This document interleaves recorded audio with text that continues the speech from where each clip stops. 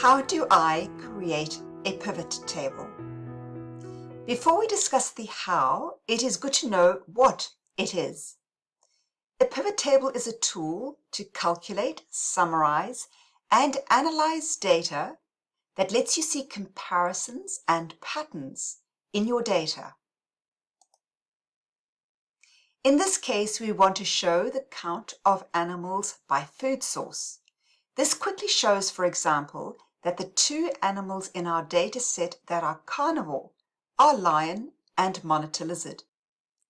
In order to create this pivot table, we return to the data source, namely animals.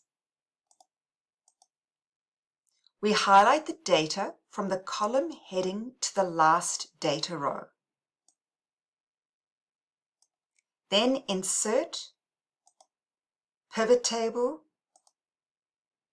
confirm the from table/range, determine whether this pivot table should be located in a new worksheet or the existing worksheet, and press OK. Now we can select the two fields that we want to show in the rows, namely food source and animal. We drag the animal field into the sum of value so that we can see the relevant count data.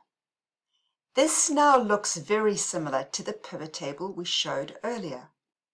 For data clarity purposes, we add the following information: source of data, namely file and sheet name, date on which the data was refreshed, the name of the data check, in this case, identify the count of animal by food source. We discuss pivot tables further in other data insights. In summary, we use pivot tables to summarize data. We create them from the table data via Insert, Pivot Table.